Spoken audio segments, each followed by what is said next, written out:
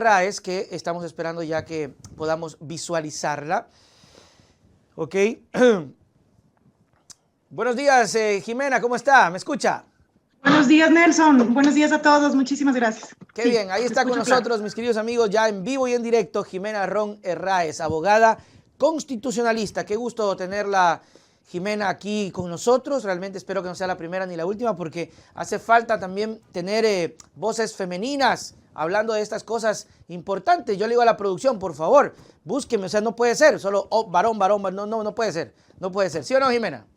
Seguro que sí, sí, las mujeres son importantes en todos los ámbitos y de hecho la red de mujeres constitucionalistas, que es la red a la que pertenezco, procura eso, traer las voces femeninas a estos contextos en el que generalmente no hablamos mucho, ¿no? Ah, no me ha dicho nada, Jimena. Entonces, por favor, producción, tenga contacto para ir teniendo más acercamiento con la organización y de pronto vienen más y otras representantes.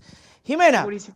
a ver, hablemos de todo lo que está pasando en la Asamblea Nacional ahora mismo, ¿no? Esta situación que ocurre. Yo sí quisiera tener una lectura de parte suya sobre lo que ha ocurrido en estas últimas horas, hablando de estas denuncias que ingresan para la señora Yori.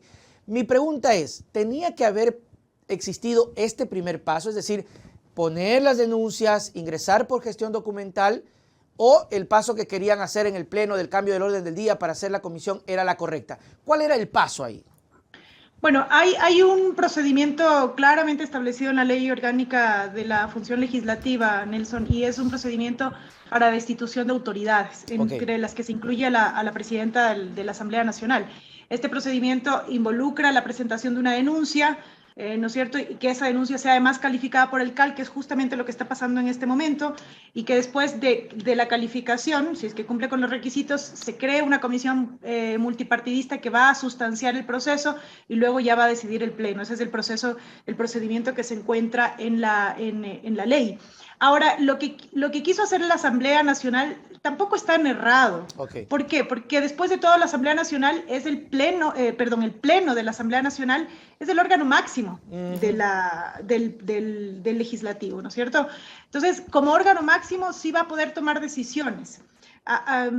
Evidentemente, para que no hubiesen tropiezos, hubiera sido mejor que lo hagan en el contexto de un procedimiento, que es lo que está sucediendo ahora, ¿no es cierto? Que ya se vieron abocados a hacerlo, pero desde mi perspectiva no es que no podían hacerlo Ok.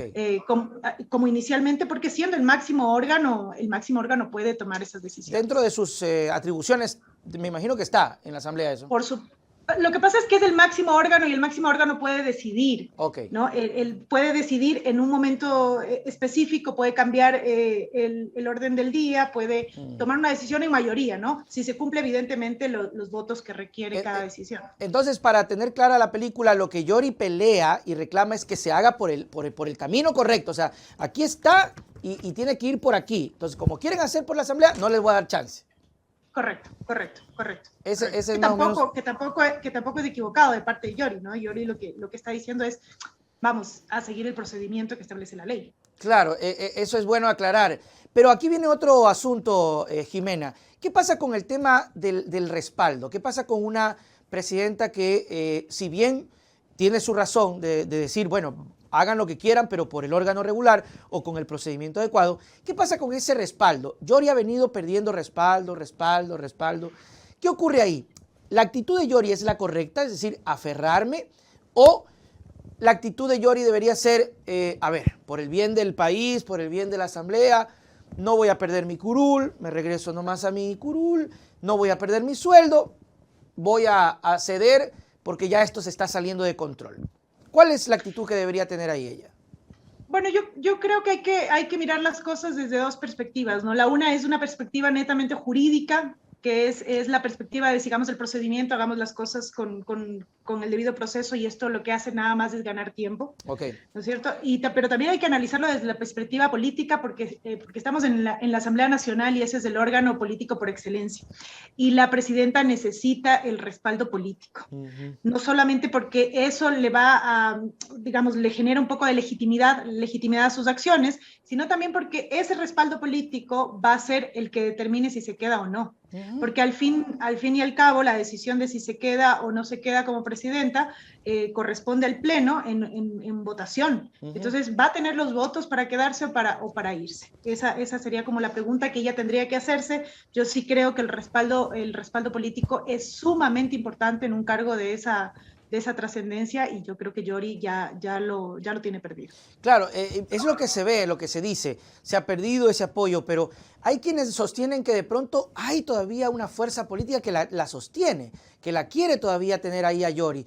El presidente de la República ha declarado que ya no quiere tener nada que ver con la Asamblea, que vaya a la Asamblea por su camino, que él ya no va a ver, ya no va a regresar ni siquiera a ver lo que está ocurriendo. ¿Puede realmente el presidente desligarse totalmente, aun cuando Yori fue designada por el pacto o por el acuerdo, como quieran decirlo, del gobierno, de la bancada de gobierno, que incluso Yori agradeció incluso al presidente por esa oportunidad, ¿no?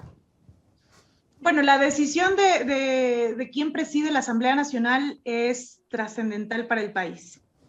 Yo creo que eso lo tenemos que tener clarísimo todos.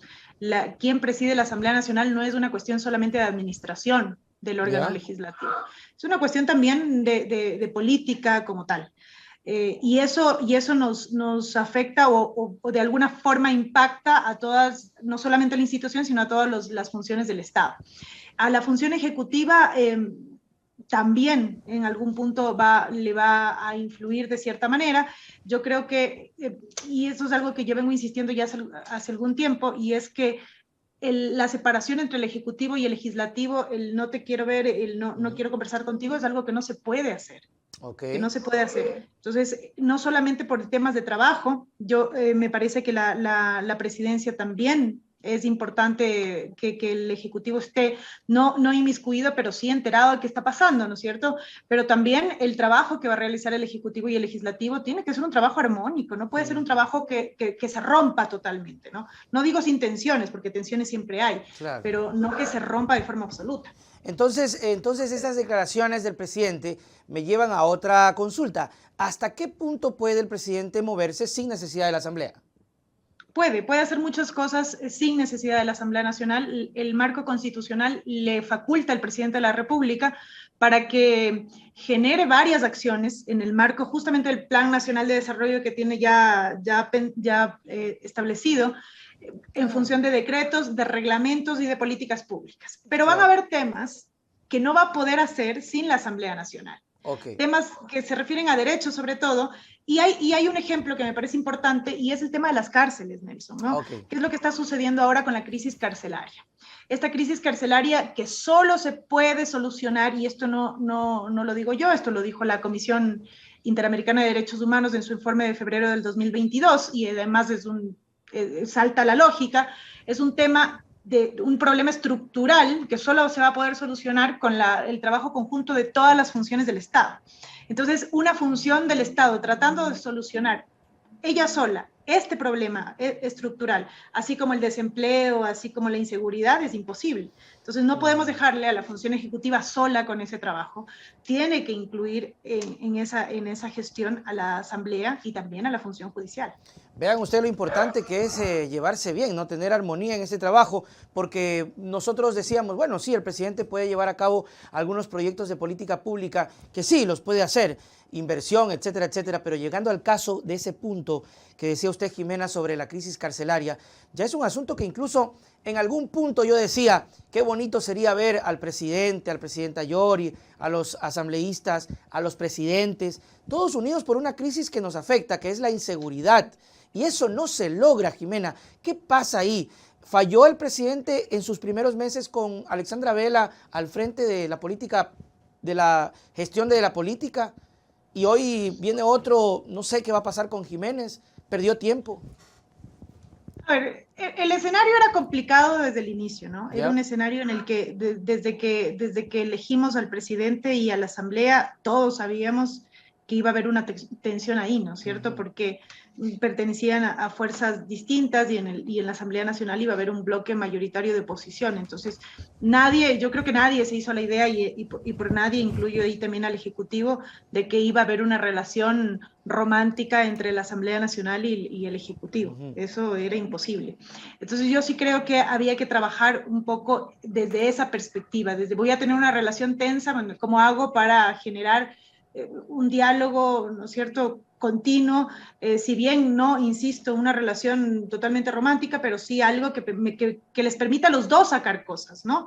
Porque al final de cuentas, Nelson, los dos se necesitan, el Ejecutivo y el Legislativo, porque, claro, el Ejecutivo dice, es que yo presento leyes que no me aprueban, pero resulta que el Ejecutivo también tiene bajo su manga el veto, la objeción a los proyectos de ley, que también termina siendo una piedra en el zapato para la Asamblea Nacional. Entonces, si los dos nos necesitamos, tratemos de llevarnos medianamente bien, esa es la idea, sobre todo por el bien del país. Claro, Jimena, otra cosa, se cree o se está generando esta idea de que los proyectos tienen que venir solo del presidente, y creo que no es así, ¿no? La Asamblea puede generar proyectos y creo que hasta la ciudadanía puede generar proyectos. Así es, o sea, a ver, las dos funciones del Estado pueden trabajar sus temas de forma independiente, ¿no? El Ejecutivo puede trabajar con reglamentos, con decretos, con políticas públicas, lo que quiera hacer en función de sus competencias, y la Asamblea Nacional puede seguir trabajando los temas de construcción de normas de forma independiente también, porque la iniciativa normativa no le corresponde solamente al presidente, sino que también el resto de instituciones del Estado tienen iniciativa normativa, Defensoría Pública, Defensoría del Pueblo, Contraloría, etcétera, etcétera. Y la ciudadanía. La ciudadanía también puede generar una iniciativa normativa que es proyectos de ley. Y además de eso, los mismos asambleístas tienen esa facultad. O sea que la Asamblea va a poder seguir trabajando la construcción normativa. Pero van a haber temas en los que sí es necesario el engranaje.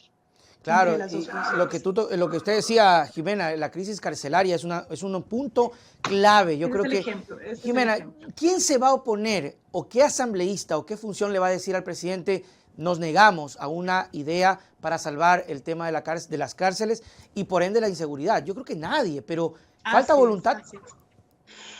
Yo creo que hay que trabajar en planificación. Hay que trabajar en planificación y entender un poco qué es lo que está sucediendo al interior de las cárceles, y al interior de las cárceles el problema no es solamente disputas territoriales, no es solamente un tema de narcotráfico, y que sí, que esto agrava el problema, ¿no? Pero hay problemas estructurales mucho más graves en los centros de rehabilitación que no vienen de este gobierno, ojo, ¿no? Que vienen de gobiernos anteriores, que vienen de años anteriores, que es un problema que lo venimos acumulando ya desde más de una década, y que tiene que ver con el hacinamiento, que tiene que ver con el abuso de la prisión preventiva por parte de los jueces y los fiscales. Por eso es que la función judicial también tiene responsabilidad y también tiene la obligación de generar soluciones. Entonces tiene que ver también con falta de presupuesto, tiene que ver con un sinnúmero de causas que hay que identificarlas para ir trabajando cada función del Estado en lo que corresponda. Y claro, lo que usted decía, Nelson, al inicio, ¿no? Esto hay que trabajarlo de forma conjunta, es decir, qué bonito que se vería, no solamente qué bonito, sino que es indispensable que la función ejecutiva, la legislativa y la judicial se reúnan a tratar este tema de la crisis carcelaria, así como otros temas de problemas estructurales que tenemos. Totalmente de acuerdo. Saludos para el señor Apolo, que nos está escribiendo, nos está mensajeando, está pendiente de la entrevista. Totalmente de acuerdo, Jimena, que debería pasar eso. Pero ¿qué ocurre cuando tenemos un gobierno?